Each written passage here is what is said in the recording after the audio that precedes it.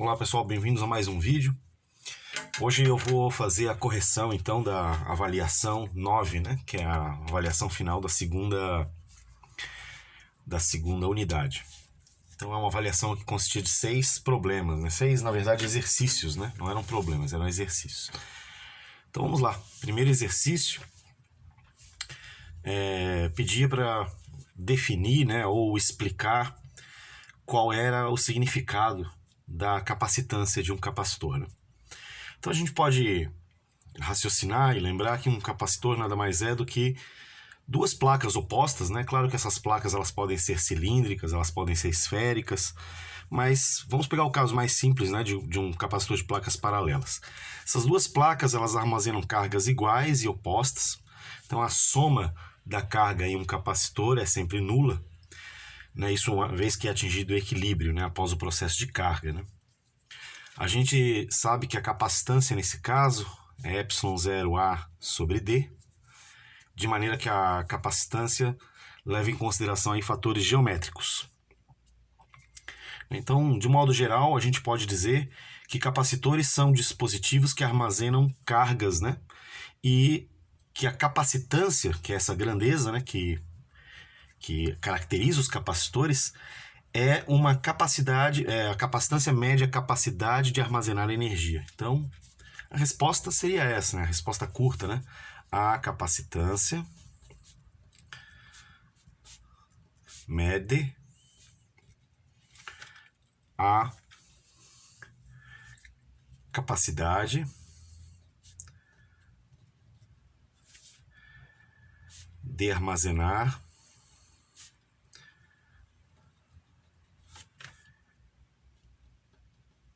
energia. Ora, quanto maior for a capacitância, maior vai ser a quantidade de cargas para um dado V. Então, se a gente fixar V, quanto maior a capacitância, maior a quantidade de cargas que esse capacitor pode armazenar. Ora, e quanto maior a quantidade de carga, maior será também, né, o campo elétrico entre as placas. Né? Lembrando que o potencial entre as placas, né, A e B, o potencial é a quantidade de energia por unidade de carga. Então, quanto maior a capacitância, maior a carga. Quanto maior a carga, maior o campo elétrico. Quanto maior o campo elétrico para um dado V, né, mais energia eu vou ter. Tá certo? Desculpa, aqui não é campo elétrico, né? Aqui é energia, né? Então, quanto maior a capacitância, maior a carga e maior a energia. Me confundi aqui. Então, quanto maior a capacitância, maior a carga, maior a energia. Lembrando que o potencial entre as placas é a quantidade de energia por unidade de carga. Então é isso. Capacitância mede a capacidade de um capacitor a armazenar energia. Ela depende apenas de fatores geométricos. Então essa era a questão 1. Nem precisava fazer essa discussão, tá bom? Bastava dizer que um capacitor armazena cargas. Essas cargas ficam armazenadas no capacitor, elas podem vir a se deslocar pelo circuito, né, ou para outras partes do circuito. E que essencialmente a capacitância mede a capacidade de armazenar energia. Não precisava fazer essa discussão aqui, que quanto maior a capacitância, maior a carga que pode ser armazenada para um dado V e, portanto, maior a energia armazenada dentro do capacitor. Nem precisava fazer esse raciocínio. Se quiser fazer esse raciocínio, fica ainda mais completo, mas eu vou considerar quem colocar um desenho, de repente a definição de capacitância para um dos casos e a resposta, né, de que a capacitância mede a capacidade de armazenar energia. Isso está na página 105 do livro, tá? Para quem tiver curiosidade, do livro Sears e Zemansky. Tá legal? Então essa era a primeira questão, uma questão totalmente conceitual, bastava um desenho, definição e um enunciado, né, dizendo o que é capacitância. Questão 2, também sobre capacitores, dizia o seguinte: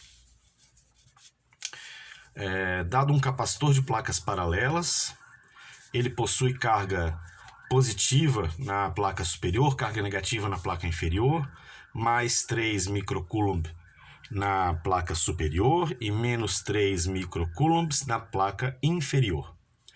Ele possui uma área A, as placas, né, possuem área A, e elas estão separadas aí por uma distânciazinha D. D vale 12 centímetros, que direto eu já posso dizer que é 0,12 metro. Só que o problema pergunta o seguinte: o que acontece se eu duplicar a carga nesse capacitor? Ou seja, a carga final vai ser 2 vezes a carga inicial. E se eu fizer isso e ao mesmo tempo diminuir em 14% a área, né? Diminuir em 14% a área das placas, significa que a área final,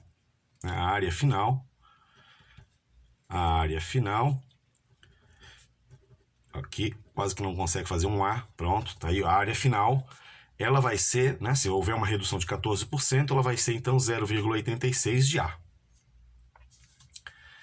Então isso aqui, a carga duplicou e a área caiu, né, ou diminuiu em 14%. Eu quero saber o aumento ou a diminuição percentual da capacitância, é isso que pergunta. Então, é importante calcular primeiro a capacitância inicial. Capacitância inicial, nesse caso, vem da definição ε0A sobre D. E quem é a capacitância final?